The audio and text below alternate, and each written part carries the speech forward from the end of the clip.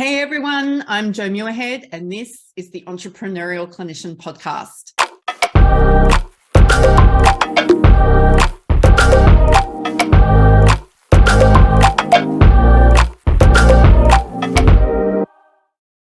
And welcome back to another episode of the Entrepreneurial Clinician podcast.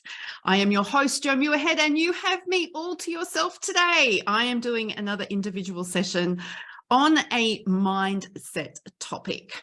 You excited yet? I am.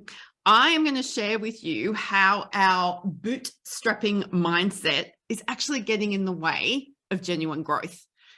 So what do I mean by bootstrapping? Well, bootstrapping is a term that has been applied to people who basically start their businesses from their garage or the boot of their car. You know, we've heard all of these stories, and it's probably one of our origin stories as well, where we just picked out a date that we were going to start our own private practice.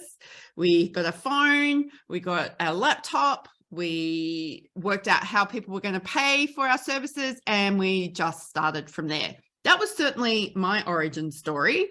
I had completely run out of money and needed to pay for food for my son and I. And I went, what on earth am I going to do to be able to put food on the table for us?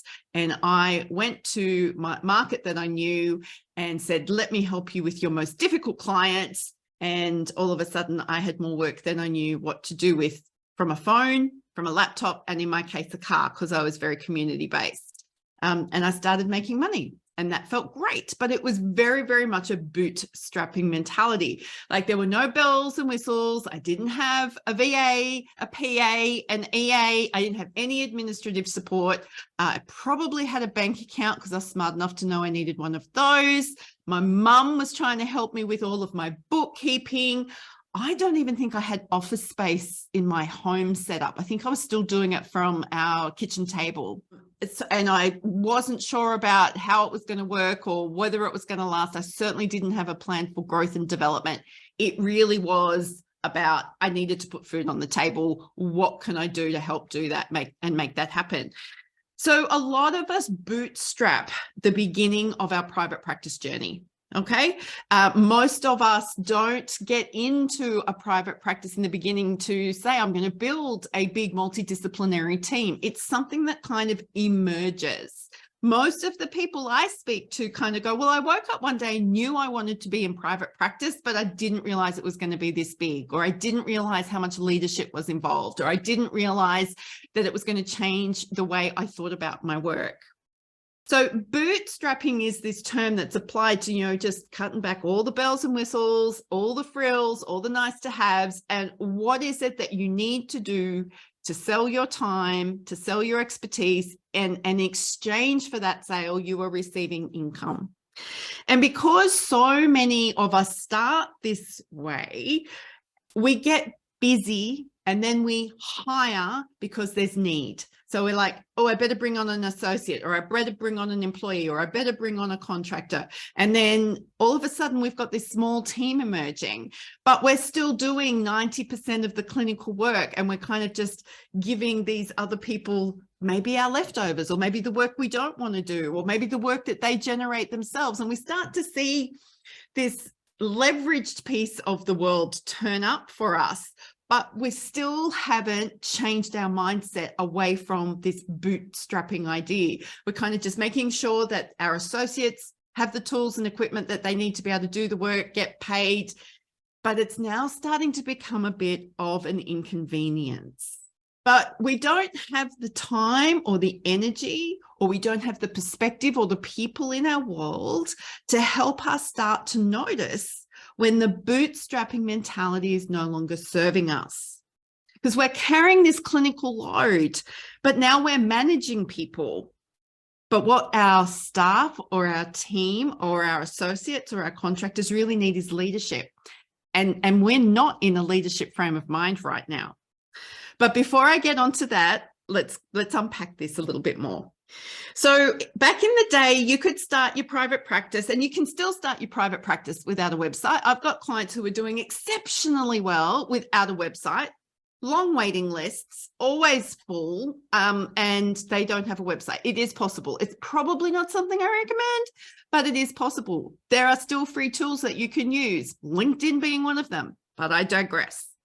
So if you have started your business from the back of your car or from your laptop or from your lounge room, like, you've got expenses like a phone, you've got expenses like a laptop and, subscriptions, and you're probably a bit resentful about all the subscriptions that you kind of have to pay for. You've got your licensure and your credentials.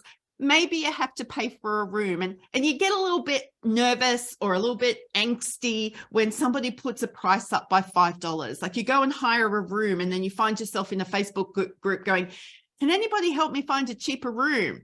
Or does anybody know of a better phone plan? Or is anybody using a cheaper EHR? If you've moved to an EHR, some of us are still, out there. I know you're out there doing all of your client notes and everything on spreadsheets. I hear you. I see you. I started the same way. But you stop, you think about everything as an expense, not as everything as a way of helping this business to grow and flourish. Now, I am not here to tell you to go spend money unwisely. What I am trying to do is show you some of the thinking that's going to need to change if you want to experience genuine growth. Because what these overheads start to show us is that as we grow, our overheads will increase. Now, I know you're sitting there going, duh, Joe, but really, when you're the person pushing the pay now button and you're watching the amount in your account decrease, you get nervous about that. I get nervous about that. I don't get as nervous as I used to about that now, because I know and I trust my numbers in my business that it's all going to come back. I know the flow. I know the flow of cash. So bootstrapping actually creates a false economy.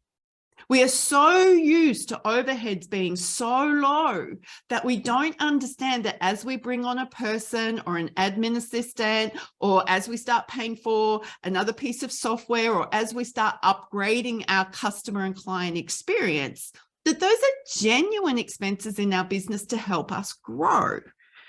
But we get concerned because everything's starting to get more expensive. And for some reason, we knew that we would have to pay for more things. We just don't like to see it when it comes out of our bank account. So meanwhile, here you are in your bootstrapping mindset, carrying your clinical load. You're now doing a whole heap of admin. You're managing all the compliance. You're doing all the marketing. You're doing accounts payable and receivable, and you're chasing debt, and you're wondering why you're not getting paid. You're operationally managing your business. You're managing your team. You're still not leading them, but you're managing your team members. You're concerned about your CPD and your CEUs and making sure that that's happening. And gosh, can somebody find me some free ones, please? Your clients need you. Your staff need you. Your team needs you. Everybody needs you, yet you're still worried about your bootstraps. Now, here's the kicker. We actually don't feel like we're contributing to the business if we're not actually out there making money. This is the core of this bootstrapping mindset. We grew up in our businesses knowing that if I see a client, there is an exchange of value, and that value for me is income. I get money. I see a client, there's $150 in my account. I see another client, there's $150 in my account. It is a transaction. It's a very simplified transaction, and it's easy for us to see. And we've created this business doing it this way, so it's known, it's safe. It's what we know. It's what we can control. I see a client, I get paid money, therefore I am valuable and I'm adding value to this business. This keeps us stuck, incredibly stuck, all the stuck, because you're not leading anyone or anything anywhere. You're not scaling, and it's actually starting to diminish your capacity to care. It's an incredibly vicious cycle of boom, bust, and pretty much you're busting all over the place. I know this story. I am preaching to a lot of you. I hear it, but please let me go on and explain.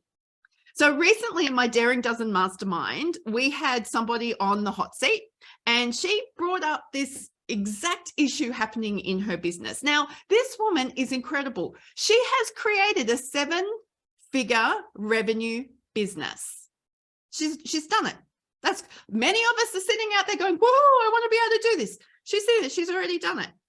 But when we got through to what was really going on for her and why she was struggling to execute some new service delivery that she's been wanting to grow, what we identified is that if she is not seeing clients at $150 a session, she perceives she's a burden on her business.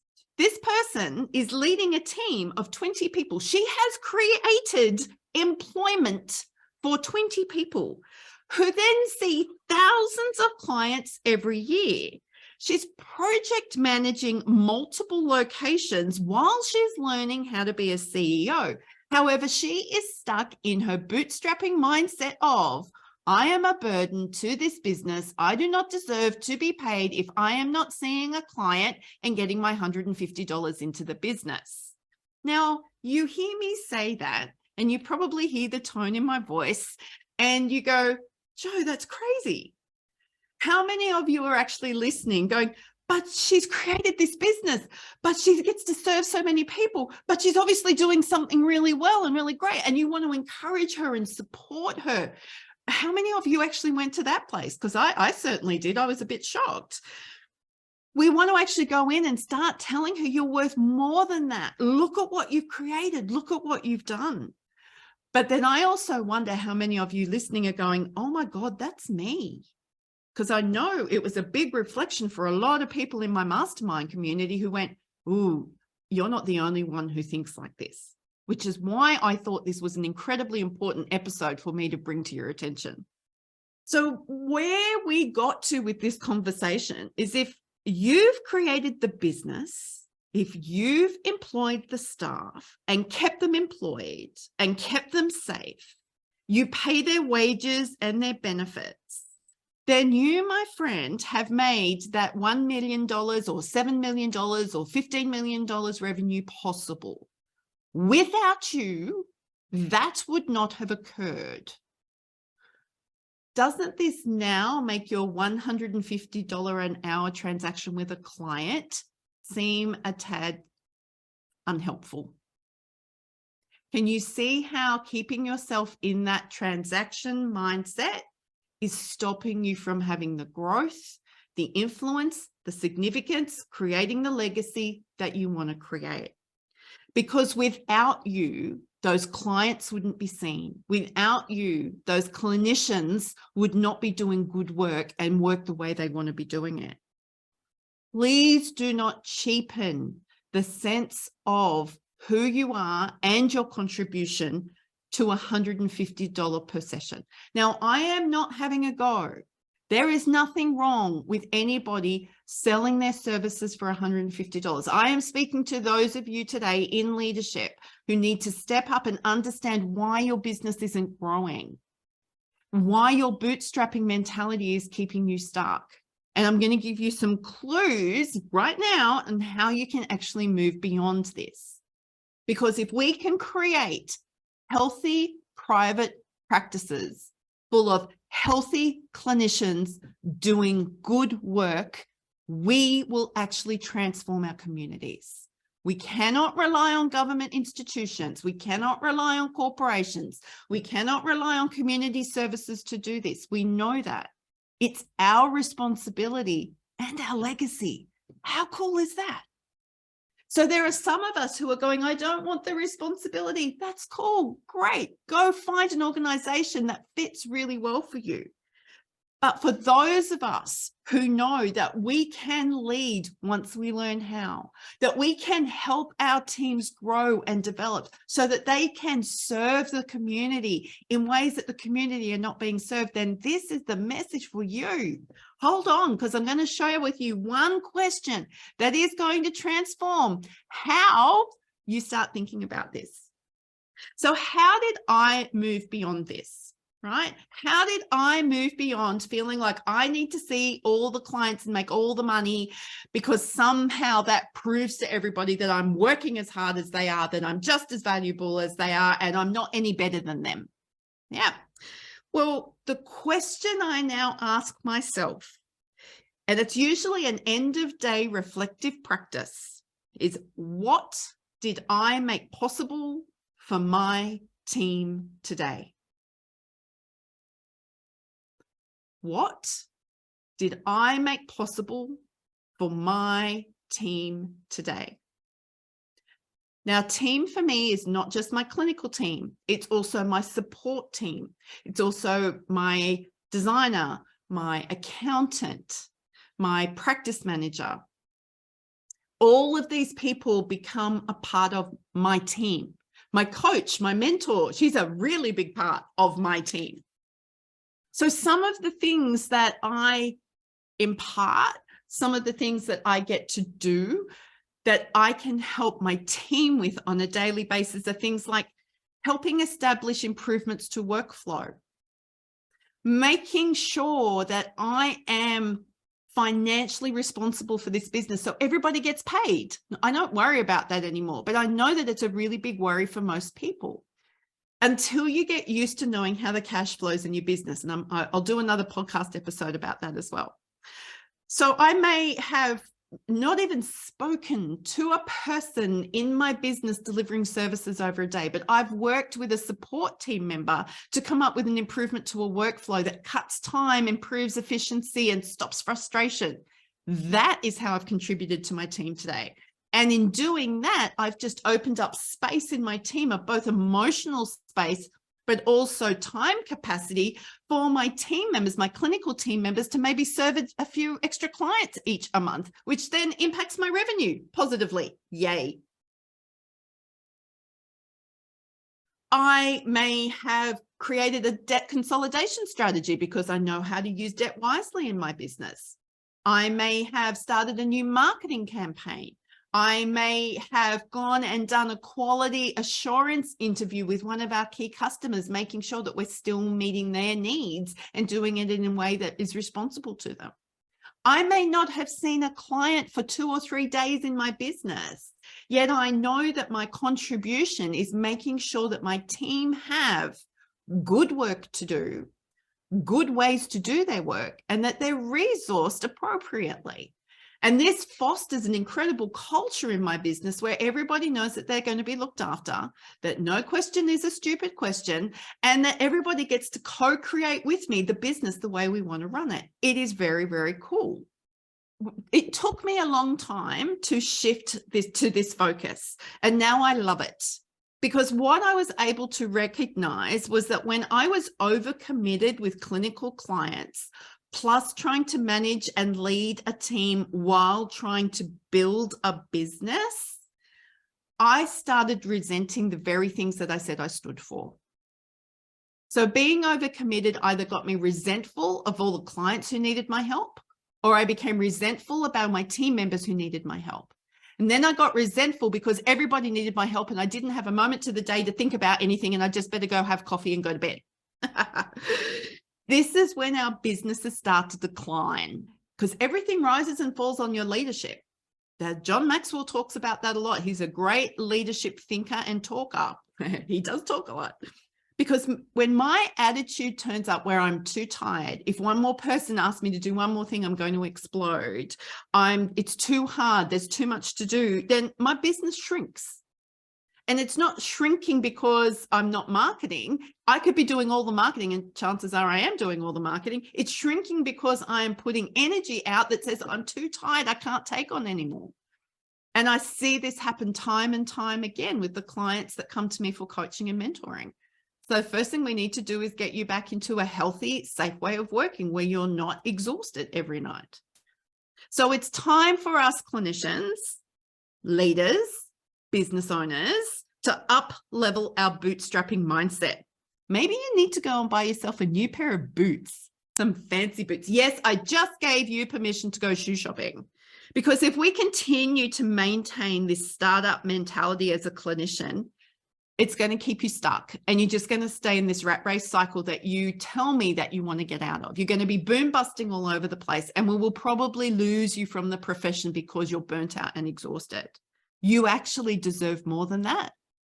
And we really need to keep you healthy, safe, and vital, because our communities need you to lead the way for change. Hey, Jo Muirhead here again. Thank you for watching this episode of the Entrepreneurial Clinician. It has been great to share guests, new information, and new ways of thinking with you. I trust that this episode today has inspired you and has helped you to reconnect to your sense of purpose as a health professional and a clinician. Before we move on, just want to remind you that these sessions, these episodes, are provided for educational purposes only. Nothing in these episodes is designed to be treatment specific or a specific recommendation about your health, your wellness, or your finances for your situation specifically. If you need assistance in any of these areas, please reach out to an appropriate professional for you to be able to access the help that you need. If you have enjoyed these episodes and would like to see more, please subscribe to the YouTube channel and make sure you leave me a comment below. And I look forward to bringing you more great, inspiring stories where I get to learn just as much as you do. Until next time, go be your awesome self.